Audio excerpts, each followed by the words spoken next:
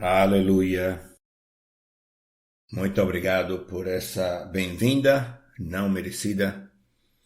Gálatas capítulo 4. Se você tem suas Bíblias, é um grande privilégio estar nesta conferência e pregar. Sempre dá um pouco de medo, mas é uma grande alegria aqui. Semana incrível, temos tido até agora estas conferências todo ano. Cada 6 meses elas parecem que são melhores do que a anterior. Não sei como fazemos isso, deve ser o Espírito Santo e a graça de Deus. Mas é uma coisa tremenda ver o que Deus está fazendo, os anúncios, e ontem à noite o que vamos ter hoje à noite, amém. Eu quero começar contando um pequeno segredo a vocês. Nós, pastores, não somos muito diferentes de vocês. Acordamos mal-humorados, lutamos com ganho de peso, temos ataques de desânimo e também de autolástima e precisamos de muito café. Então, se às vezes você nos pega sendo menos que perfeitos ou pastores, ore por nós. A graça de Deus é nova a cada manhã e esperamos que a sua também seja. E são escrituras como essas que vamos ler esta manhã que trazem isto na realidade. Esta é uma escritura desafiante que todos precisamos processar, especialmente como pastores, mas todos precisamos processar esta escritura. E se você e eu vamos nos comparar com escrituras como estas e outras escrituras de Paulo, percebemos o quanto falta para que possamos ser cristãos como devemos ser. E uma vez mais peço, ore por nós, ore por seu pastor e orem por vocês também. Porque a verdade é que quando Paulo acabar com essa escritura, esta pequena, curta escritura, ninguém vai sair daqui vivo, assim que ore. Comece a orar agora. Aliás, vamos inclinar o rosto, vamos começar a fechar os olhos e orar pelos próximos 45 minutos. Mas não, estou brincando. Gálatas 4, começando o versículo 19, diz: Meus queridos filhos, novamente estou sofrendo dores de parto por sua causa até que Cristo seja formado em vocês. Eu gostaria de estar com vocês agora e mudar meu tom de voz, pois estou perplexo quanto a vocês. Vamos orar. Pai, agradeço por tua palavra e pelos desafios dela. Peço que esta palavra encontre um lugar em nossos corações, em cada um de nós ministre e possamos cumprir nosso chamado, nossa vocação em nossas vidas e processar corretamente todos os problemas e desafios. Eu peço que você me dê tua graça para pregar e para aquele que está ouvindo. Em nome de Jesus, amém. Então, o epicentro do cristianismo é o amor. E quanto mais você estuda a palavra de Deus, mais irredutível essa realidade se torna. O amor é a força principal do cristianismo e você somente pode ter o amor que a Bíblia nos chama para demonstrar e dar uns aos outros e ao mundo, tendo a Cristo em nós. É um tipo de amor sobrenatural. Tempo atrás fiz um estudo de Bíblia, do 1 Coríntios 13, o capítulo do amor, e na verdade começa no fim do capítulo 12, 31, quando diz, Paulo escreve: busquem com mais dedicação os melhores dons. Passo agora a mostrar a vocês um caminho ainda mais excelente, e a partir desse ponto ele entra no capítulo 13, que sabemos que é o capítulo do amor. Ele diz, no capítulo 13, ele diz: ainda que eu fale com línguas dos homens e dos anjos, mas não tenho amor, serei como um sino que ressoa, como um prato que retine. Ainda que tenha o dom de profecia e saiba todos os mistérios e todo o conhecimento e tenha uma fé capaz de mover montanhas, se não tiver amor, não sou nada. Ainda que eu dê tudo o que eu tenho aos pobres e entregar meu corpo para ser queimado, mas não tenho amor, eu não sou nada. Então, basicamente, Paulo está dizendo, a não ser que o amor faça tudo o que você é e você vive o amor de uma forma genuína e real, que realmente toca outras vidas, seu cristianismo é uma fraude. Você não é nada, você não vale nada, não tem nenhuma espiritualidade, pode ter todos os dons, tudo que você deseja ter de aparentar espiritual, mas sem amor não significa nada. Não importa sacrifícios, trabalho, compreensão, labor, entendimento, dom, sem amor, tudo é em vão. Essa é a razão para a nossa existência, é nosso raison d'être, uma palavra francesa que diz nosso motivo de existir. Isso é o que os cristãos devem ser. Eles amam, eles sabem amar.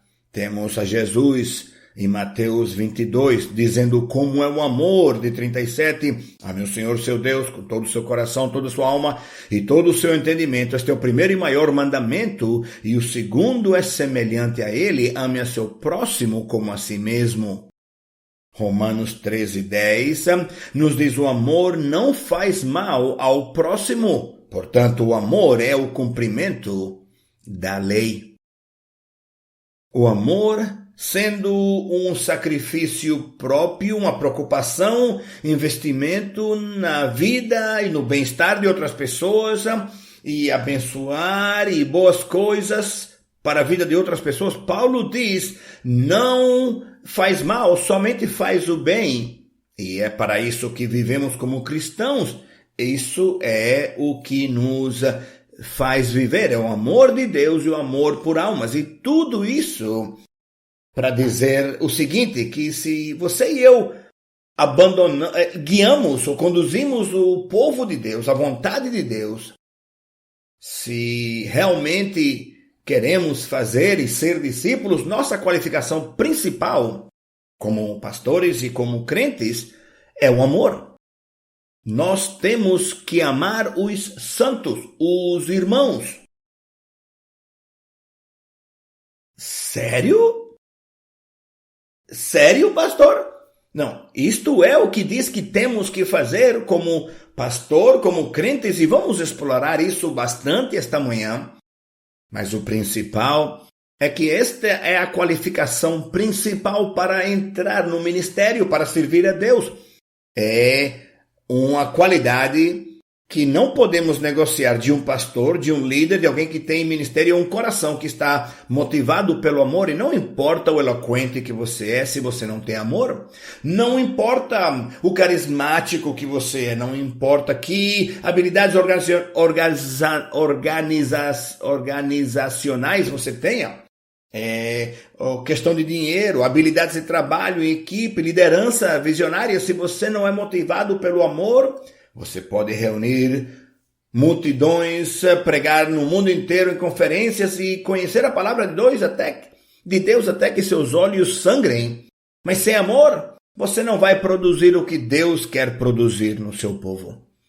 Por isso, a qualidade mais importante, a característica mais importante da sua vida é amar os santos.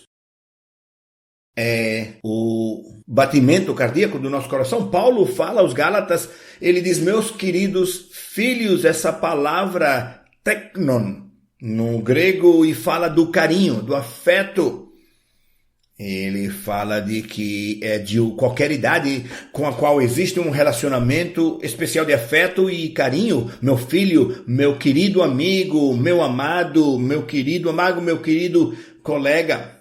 Por isso, a palavra que Paulo usa para falar com os membros e os discípulos da igreja dos Gálatas, estes são meus queridos, amados filhos, pessoas que eu amo com todo o coração. E ele usa essa frase em conexão quando ele menciona o parto, o que torna óbvio que ele está falando de um relacionamento profundo, de mãe para filho. Isto não é Paulo tendo problemas com a fluidez ou a identidade de gênero. Ele, completamente diferente deste mundo que estamos vivendo hoje, ele sabe que um homem não pode ter filhos sozinho.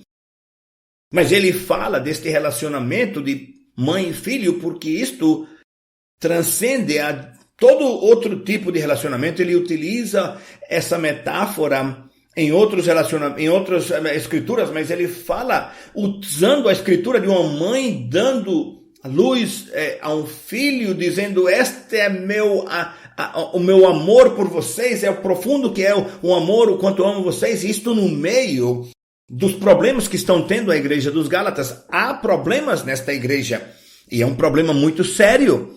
Mas ele quer que eles saibam quanto eles amam eles. Não importa o que vão ouvir. Escuta o começo da escritura, no versículo 13 a 16. Ele diz: como vocês sabem, foi por causa de uma doença que eu preguei o evangelho pela primeira vez a vocês. E embora minha doença tenha sido uma provação, vocês não me trataram com desprezo ou desdém. Ao contrário, receberam-me como se eu fosse um anjo de Deus, como o próprio Cristo Jesus. O que aconteceu com a alegria de vocês? Tenho certeza de que, se fosse possível, vocês teriam arrancado os próprios olhos e dá-los a mim. Tornei-me agora inimigo de vocês somente por dizer a verdade? Ou seja, há havido um problema, uma tensão no relacionamento, e no meio desta tensão, deste problema, quando os relacionamentos estão esfriando e acabando, que ele os chama, escreve a eles e chama eles meus queridos filhos, filhos que eu estou dando à luz.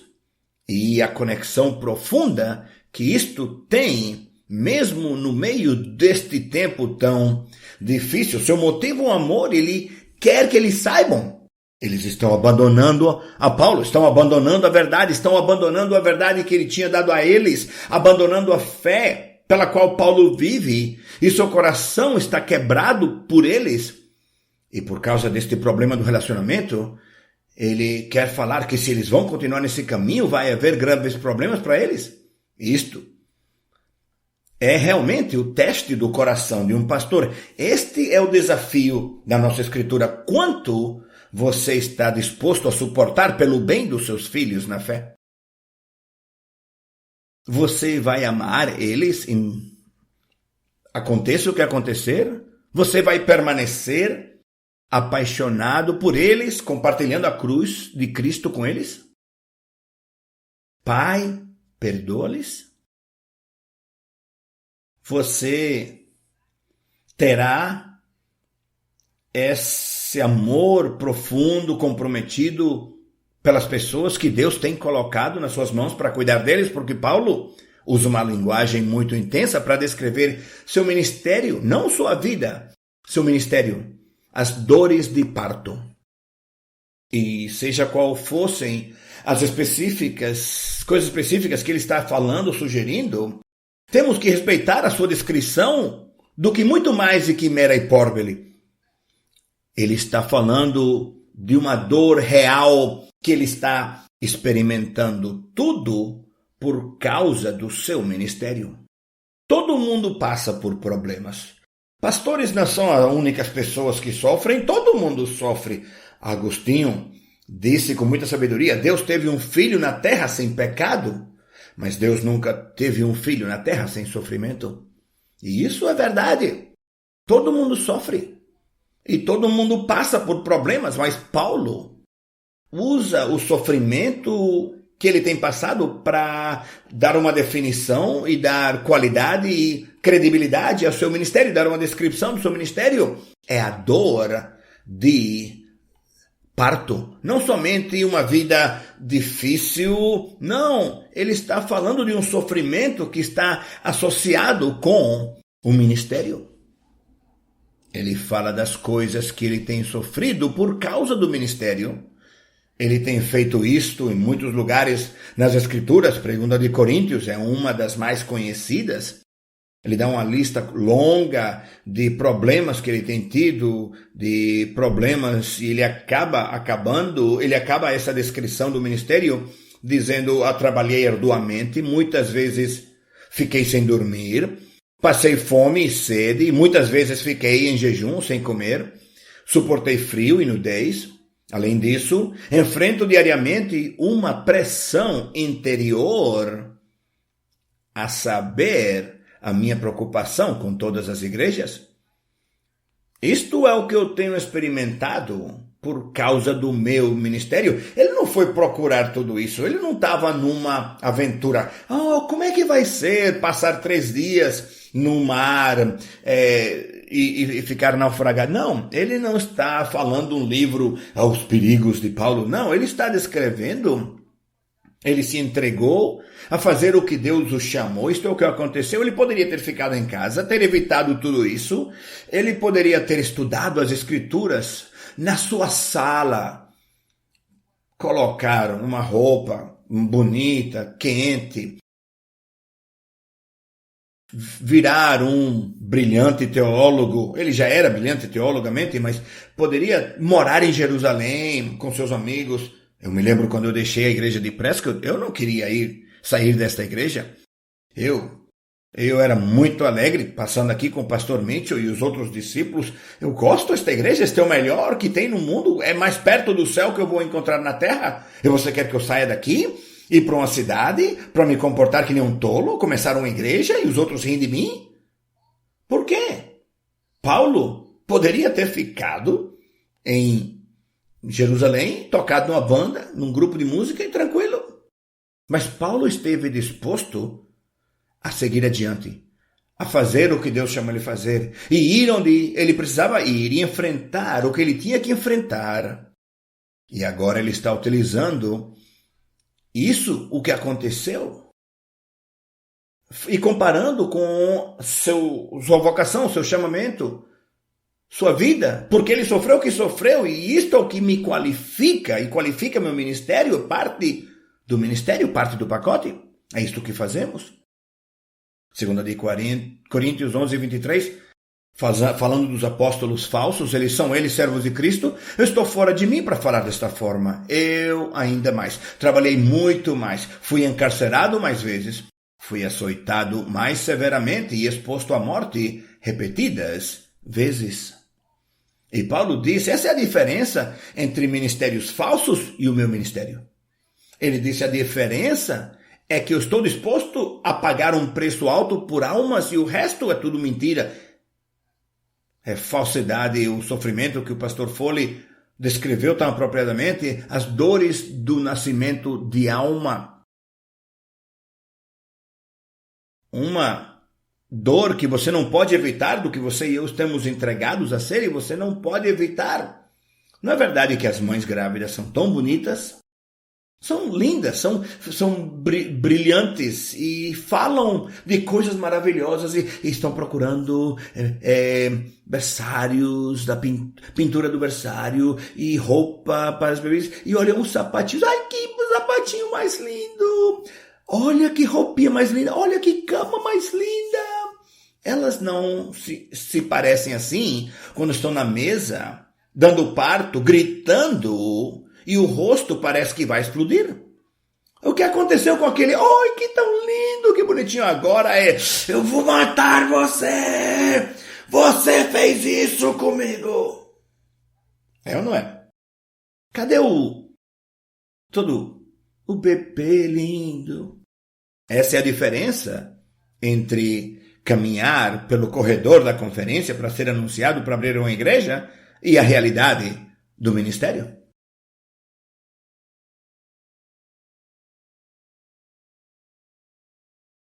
Isto é o que cuidar almas realmente é. Parecem as dores de parto. E hemos escutado e ouvido muito grande pregação. O pastor Campbell está em todas as mensagens da conferência, as dores de parto. Mas existem tantas decepções no ministério, tantas falsas partidas. O ministério muitas vezes é como surfar. Eu não sei se eu sei que o povo da Austrália, eles praticam o surf muito. O resto de nós somente jogamos e brincamos com isso, mas eu pensei que eu estava pegando uma onda, sabe? Nadando assim. Somente para que a onda perca força e não ter nada.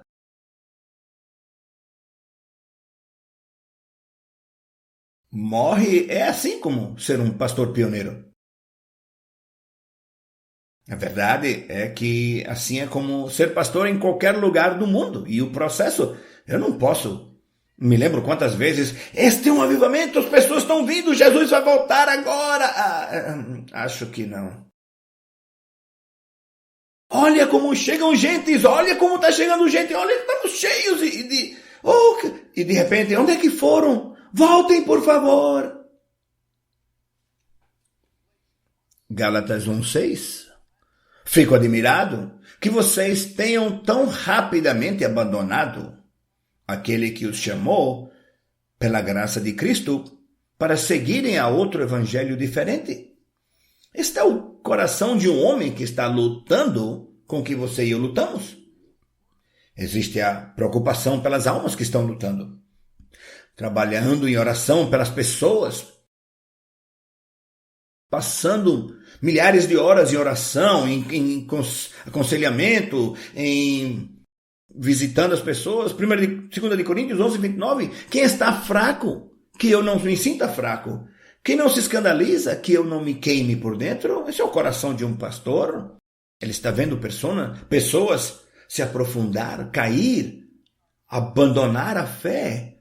Paulo fala da sua perplexidade. A palavra implica uma ansiedade séria, uma ansiedade ou inquietação profunda, ser incerto, ansioso. Olha, Paulo não está preocupado de uma cadeira vazia no domingo de manhã. Ele está ansioso, preocupado por perder uma alma, alguém que vai para o inferno e vai morrer. E é como um pai ou uma mãe desesperadamente querendo salvar um filho e não poder alcançar eles. E passamos por isso uma e outra vez. Na sua escritura para os Coríntios, Paulo fala de passar tempo sem dormir. Olha, ser pastor manterá você acordado a noite inteira se você está fazendo corretamente. Muitas vezes toda esta preocupação pelas pessoas, investimento pelas pessoas, muitas vezes é recompensado com traição. Versículo 17, Paulo diz, essas pessoas fazem tanto esforço para agradá-los, não agem bem. O que eles querem é isolar vocês de nós para que vocês mostrem zelo por eles. Isso não é uma grande descrição de um rebelde? Não é isso a descrição daqueles que falam maldades e coisas erradas e más do seu pastor para tirar pessoas da igreja, daquele que deu a eles a salvação, que trouxe a salvação para eles, que ajudou eles a conhecer a Cristo? Eu penso muitas vezes as traições que o pastor Mitchell sofreu. A primeira, ele quase desistiu do ministério, porque quebra seu coração. Passar por estas coisas, são pessoas que você ama. Todos nós temos amado rebeldes. Temos amado com um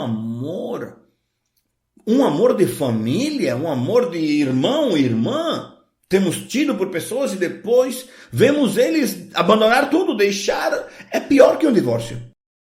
E você sente isso, e isso deixa você vazio. E o pastor Mitchell passou por isso uma e outra vez, e graças a Deus que ele nunca desistiu. Ele quase desistiu, mas disse, não vou fazê-lo. Não vou sacrificar isto por eles. E eu agradeço a Deus que ele não desistiu. E por outros pastores com experiência que hoje que passaram, suportaram a mesma coisa, fizeram as mesmas decisões. Eu também dou parabéns junto com o pastor Ruby, a pastor Campbell, pastor Warner e outros pastores que estão aqui, que têm suportado e sofrido a traição que Paulo está passando nesta carta dos Gálatas. Ele está falando, ele está com vontade de arrancar seu coração. E estes homens têm dito, não vou, eu sei o que Deus me chamou a fazer, mas mais importante, isto são pessoas que eu me importo, eu amo elas.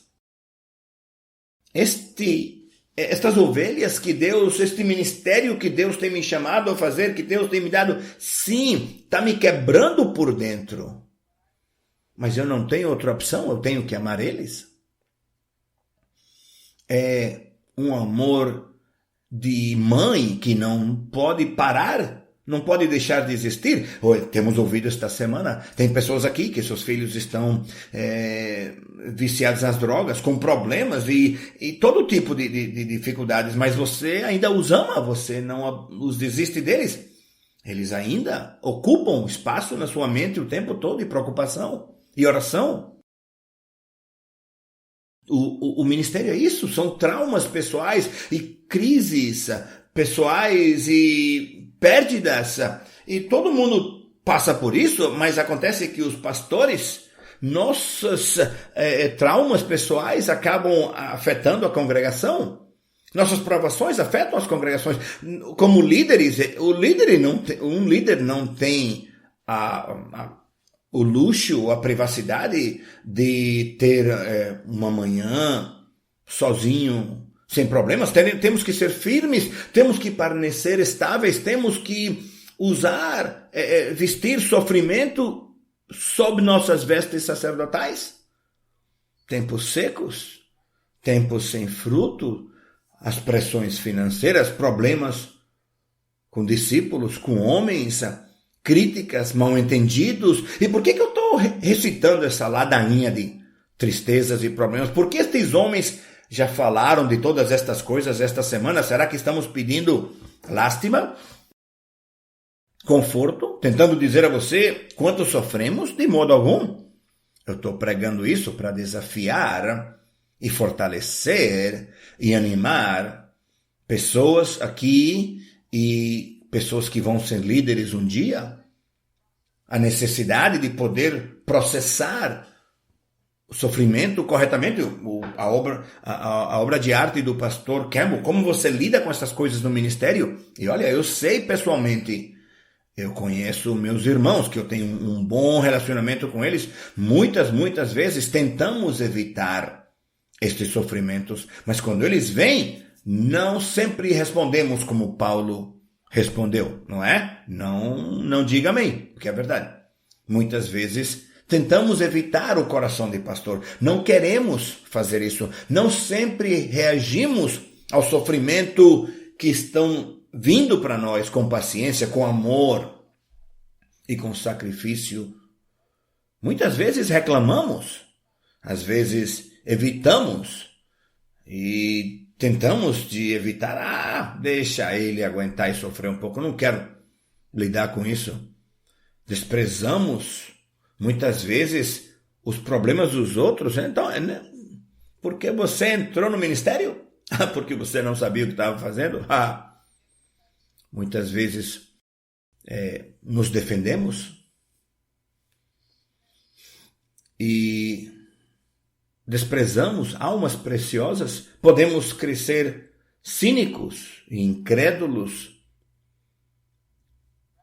em vez de despejarmos do ministério. Podemos nos entregar a distrações e hobbies, procurar renda adicional. Paulo passou fome, nós vamos comer. Paulo passou noite sem dormir, nós tomamos remédios para dormir. Deixamos de nos preocupar por almas e, às vezes, desistimos. Fechamos nosso coração para evitar ser feridos e refugiamos ao nosso próprio coração isolado. Deixamos de amar e, muitas vezes, passamos a ser... não temos preocupação pelas ovelhas. Mas o coração de Paulo é revelado na nossa escritura. Eu suporto dores. Eu aceito as dores. Eu vivo com dores. Eu vivo com dores de parto. Eu uma e outra vez estou passando dores de parto. E outra vez. Estou passando por elas outra vez. As aceito de novo, como se fosse uma coisa comum para ele. Aqui estou de novo. Eu tenho feito isso, fiz isto em Corinto, fiz isto em um dos Colossenses, em Roma, em todos os outros lugares. E o principal é que aqui estou de novo, passando pelas dores de parto. E eu leio estas escrituras, eu não sinto lástima, eu sinto que eu preciso me arrepender. Deus tem confiado em mim com as suas ovelhas que foram compradas pelo seu sangue. E para viver como Paulo viveu, significa que eu tenho que aceitar essas dores de parto. Eu escuto Jesus me perguntar, você me ama? Tome conta das minhas ovelhas. Filipenses 2,17, Paulo diz, mesmo que eu esteja sendo derramado como oferta de bebida sobre o serviço que provém da fé que vocês têm, o sacrifício que oferecem a Deus, estou alegre e me regozijo com todos vocês. É assim que um coração de pastor real deve ser. Da forma que estas coisas estão acontecendo no ministério e acontecem uma e outra vez, somos levados pelo amor não para fugir, não para nos esconder, não para desistir, não para nos afetar ou nos quebrantar, mas enfrentamos e lidamos e aceitamos e amamos, seja o que for. Por que fazemos isso, você se pergunta? Por que Paulo está ministrando? O que nós pastores estamos ministrando? O que é que queremos produzir no fim de tudo? Formar a Cristo em nossas congregações, a formação de Cristo em nossas congregações através da formação de Cristo em nós e nos santos. É uma coisa sobrenatural. Amém? Eu tenho estado me conformar à imagem de Cristo desde 1974 e ainda falta muito para mim. Não podemos aceitar nada menos do que isso. Não podemos fazer isto uma questão de sucesso pessoal. Não podemos fazer isto de dinheiro, fama e números. Não pode ser sobre o ofício de pastor, respeito ou prestígio. Não pode ser sobre nosso bem-estar financeiro. Isto tem que ser sobre dar a luz aos discípulos reais de Cristo. E vamos ter que ter algo muito mais convincente do que o interesse próprio levando e animando nossos ministérios, ou não vamos sobreviver. Tem que ser baseado em Cristo. E a verdade é que Paulo fala destas dores de parto, não que estamos querendo ter em nossas ovelhas na igreja, mas em nós mesmos, as lutas que temos que enfrentar a nossa própria carne, nossas próprias atitudes. Olha, Cristo tem que passar pelo pastor para poder fazer o trabalho que ele tem que fazer nas ovelhas, até um certo ponto, não é absoluto, mas escuta o que Paulo diz em Colossenses 1:24.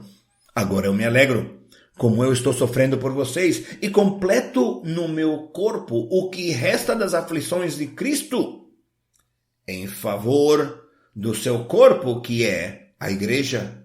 Então Paulo via o sofrimento que ele estava sofrendo por causa do ministério como uma forma de Cristo colocar nos santos da igreja, os santos que ele tomava conta, e viu a formação de Cristo na vida deles como uma continuação do seu ministério. É a obra de santificação, é a obra do Espírito de Deus nas suas vidas. Ele diz, eu participo no sofrimento de Cristo.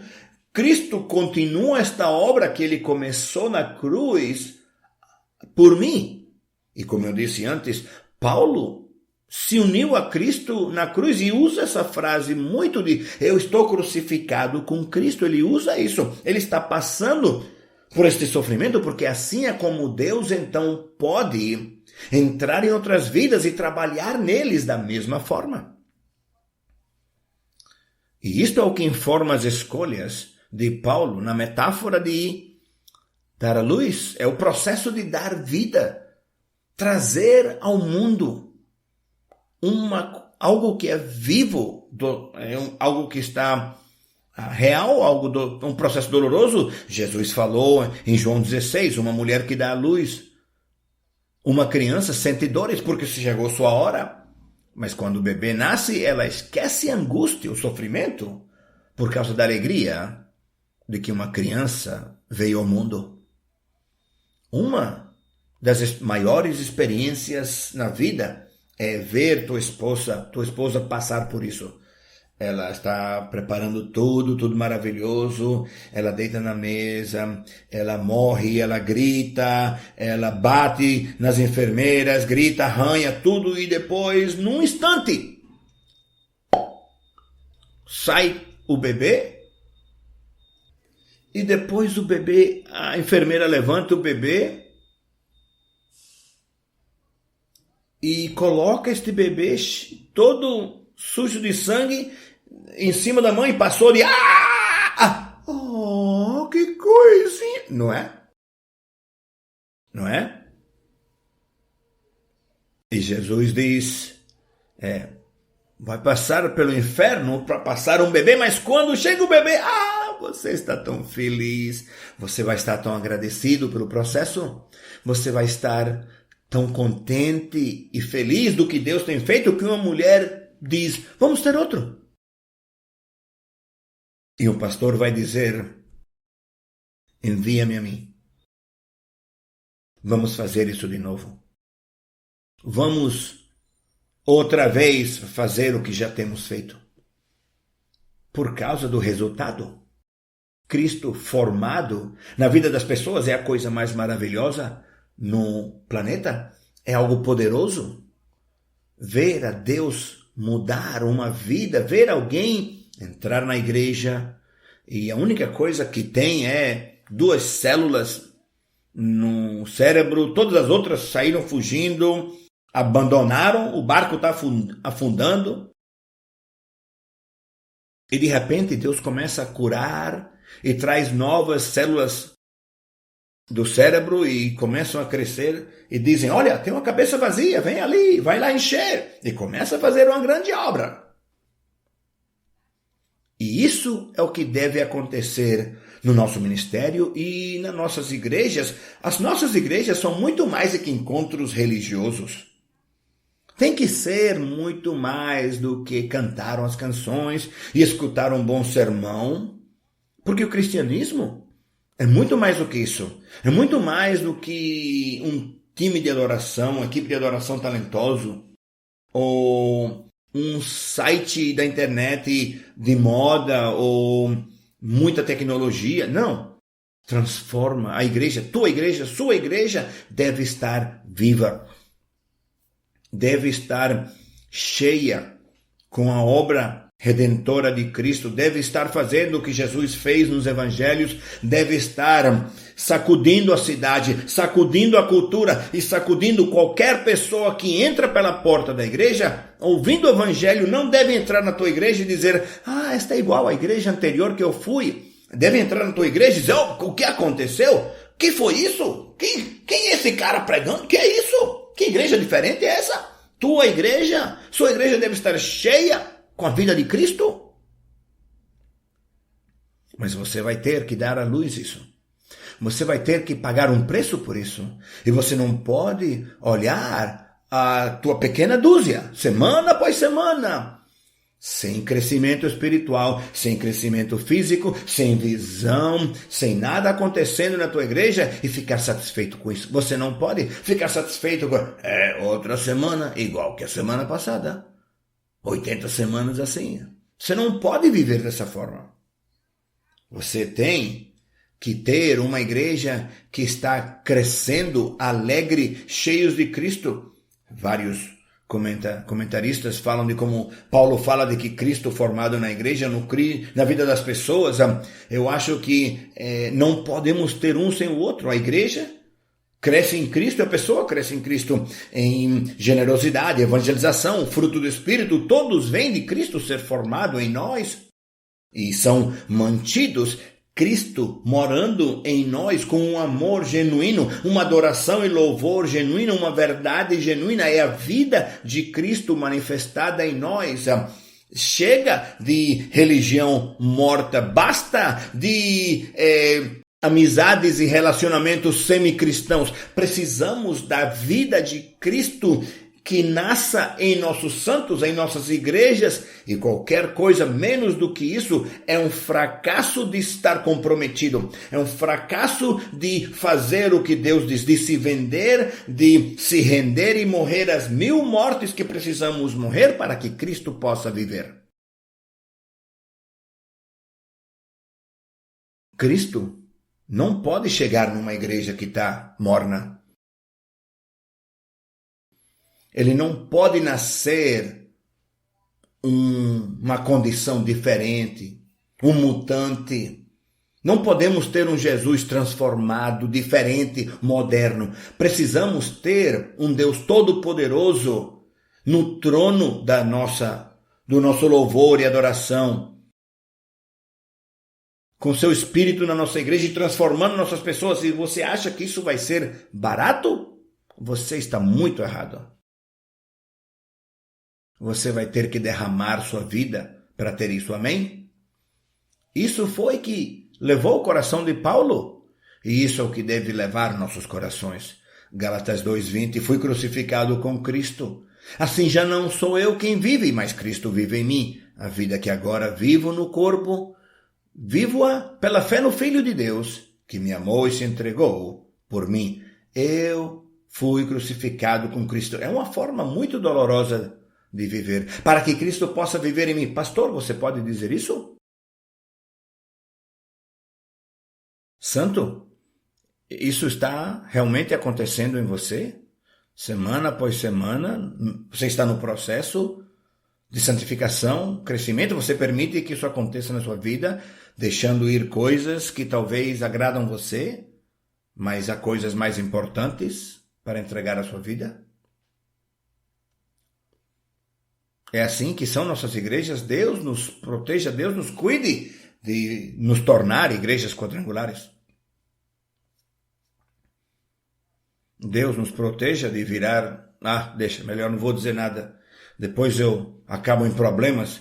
Peraí, pastor, meu tio vai naquela igreja, meu avô vai naquela igreja. Deus nos proteja. Cristo formado em nós. Por favor, quem mora aqui dentro tem que morrer, e você, Cristo, tem que morrer em mim. É isso que precisa acontecer. Amém? É tudo o que eu tenho.